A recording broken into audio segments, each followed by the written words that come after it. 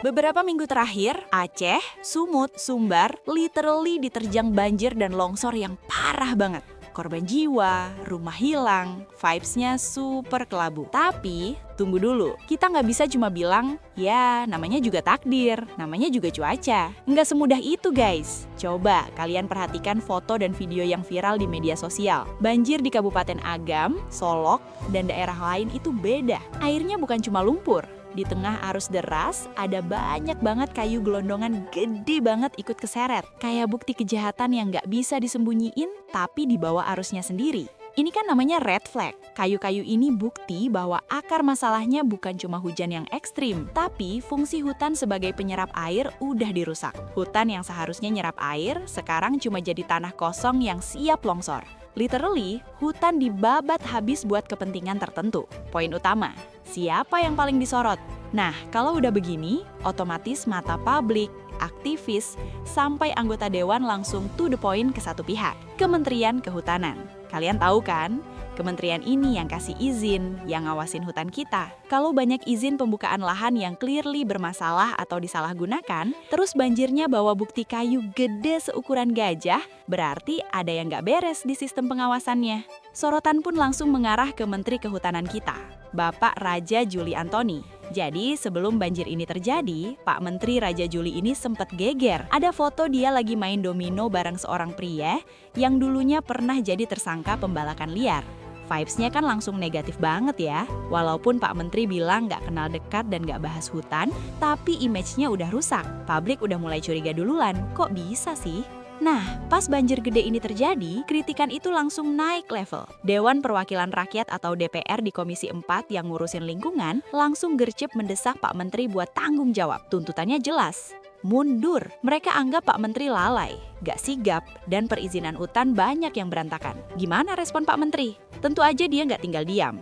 Dia langsung turun ke lokasi bencana, ngurusin evakuasi, dan bilang, prioritas kita sekarang evakuasi korban dan pulihkan kondisi. Terus pas dia dipanggil DPR, dia bawa data.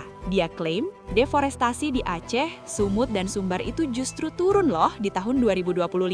Coba, menurut kalian make sense gak? Deforestasi katanya turun, tapi banjirnya bawa kayu gelondongan lebih parah dari sebelumnya. Nah, karena tekanan publik udah nggak ketulungan lagi, Pak Menteri akhirnya kasih langkah konkret. Dia janji, investigasi full transparan. Dia bakal selidiki abis-abisan dugaan pelanggaran izin oleh pemilik lahan. Dia bilang udah siap cabut puluhan perizinan berusaha pemanfaatan hutan atau PBPH yang dianggap bermasalah di wilayah rawan. Ini kayak upaya terakhir buat nunjukin, saya serius, saya nggak main-main sama perusak hutan. Tapi pertanyaannya, kenapa baru sekarang dicabutnya? Kenapa harus nunggu ada bencana dan korban jiwa dulu? Publik masih skeptis. Gerak-gerik Pak Menteri ini diawasi 24 jam non-stop. Biar kita adil, mari kita lihat dulu siapa sih Raja Juli Antoni ini? Kenapa dia bisa ada di posisi sepenting ini? Pak Raja Juli ini awalnya bukan orang hutan pure. Dia itu lulusan IAIN atau sekarang udah UIN, aktivis Muhammadiyah, terus dapat beasiswa ke Inggris dan Australia. Dia punya gelar PhD. Latar belakangnya lebih ke akademisi dan studi perdamaian. Jadi dia pinter banget. Dia pendiri dan sekjennya Partai Solidaritas Indonesia atau PSI, partai anak muda yang dikenal kritis. Sebelum jadi Menhut sejak Oktober 2024, dia itu Wakil Menteri Agraria dan Tata Ruang. Jadi dia udah kenal banget sama urusan tanah dan tata ruang. Tapi bukan spesifik hutan. Transisinya dari Wamen Pertanahan ke Menteri Kehutanan ini yang bikin banyak orang bertanya-tanya, apakah pengalaman beliau di sektor tanah sudah cukup buat ngurusin hutan Indonesia yang kompleks ini?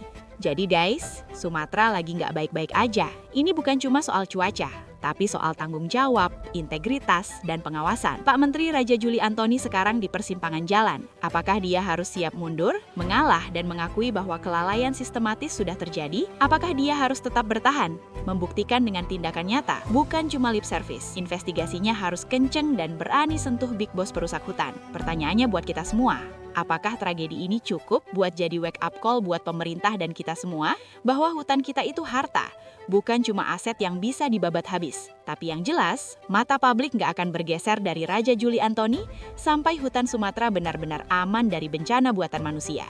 Tulis opini kalian di kolom komentar di bawah. Jangan lupa like video ini, share ke teman-teman kalian biar mereka juga melek isu ini, dan subscribe ke channel ini buat update fakta wah lainnya.